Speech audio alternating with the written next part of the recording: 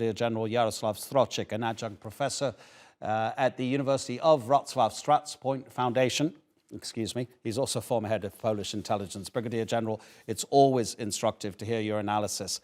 How has this happened? How has Ukraine managed to be so successful during this counteroffensive? Good afternoon.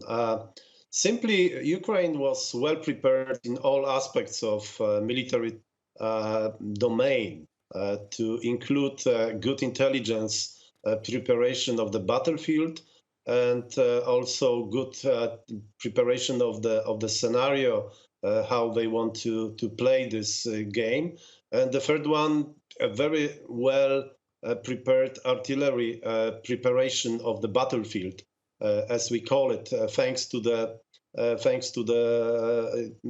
additional equipment that Ukraine received. But first of all, this is the failure of Russian armed forces, because of three main aspects which are present from the very beginning, to name it troops, logistics, and equipment. And all of those aspects are somehow old Soviet-style approach, where everybody is lying to everybody that everything is okay. So that's a simple explanation of that issue. But first of all, morale of Ukrainian armed forces is so high, and it's even going higher, and morale doesn't exist on the Russian side. Yeah, and that second part of your analysis about the capitulation, the collapse of those Russian forces in the northeast, does that indicate to you that probably the Ukrainians will be able to retain that territory because of the loss of morale amongst the Russians? There are some reports that one of its most impressive armies, the one that generally defends Moscow, is one of the armies that's been defeated there in the northeast. Yeah, we have many reports about losses of elite Russian forces, to include First Army, Tank Army.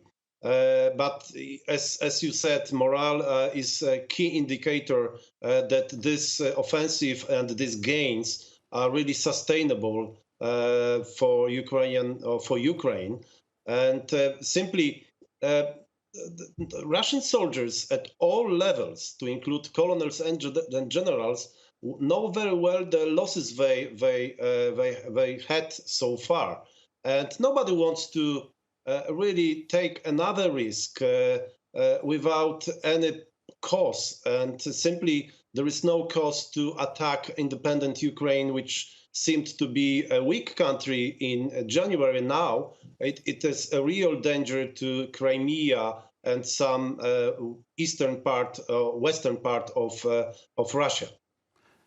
Ursula von der Leyen, the head of the European Union, has spoken about this being a battle between autocracy and democracy. Do you think that this conflict has changed Europe for a long, long time? And what I'm really getting at here is how many European countries, and I believe yours as well, Poland, has made a commitment to expanding its armed forces and also increasing defense spending because of what's happened there in Ukraine, what's happening in Ukraine.